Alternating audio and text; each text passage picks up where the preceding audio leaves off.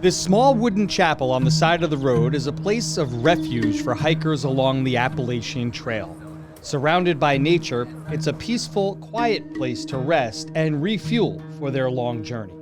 But the owners of this chapel, Marc and Sue Serra, say it was originally built to mark the devastation and terror that happened there. This is actually a chapel that was built in memory of 3 people who perished here in the tornado, 2 of whom were teenage students and 1 was an adult staffer. The teenage victims were students at the now closed Eagleton School for boys with disabilities. They were riding in a car with one of their teachers and a school counselor when that car was picked up and thrown several hundred feet. Only the driver, a counselor at the school, survived. The next year, students built a place to grieve and to honor the friends they lost. And it was built by their fellow students the following year. They built this memorial chapel for healing and for remembrance. Marc and Sue stumbled upon the chapel a few years ago when they set out to become trail angels. They wanted to spread trail magic. In the hiking community, that could be any kind, unexpected act that lifts a hiker's spirits. Things like offering food, drinks, or a place to sleep.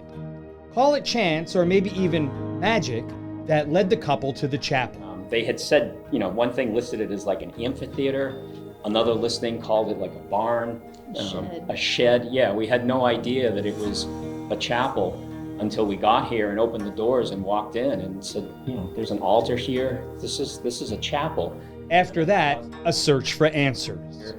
And we came across the placards with their name on it that were just scattered on the property, but we collected those now, so we have that.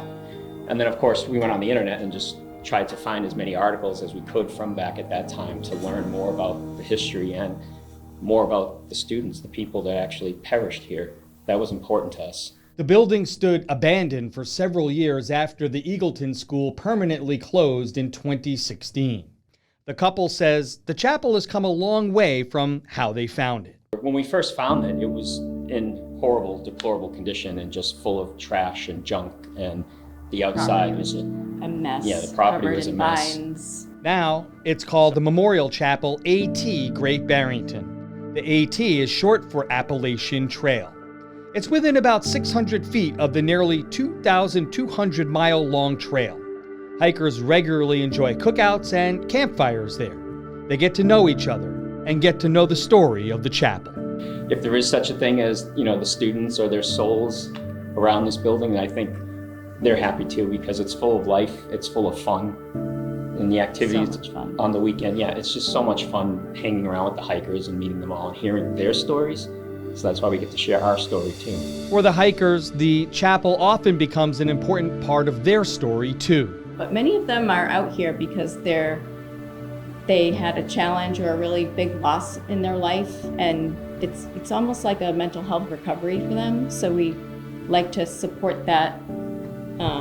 Support them on their journey so they can keep going, and they truly appreciate it. Like, we feel so great every time because they are just so thankful and appreciative, and we just love interacting with them, and sometimes they end up spending the whole day here, so it's really fun. Where tragedy struck 30 years ago, something beautiful has grown. A place that's full of life, honoring 3 people who lost theirs.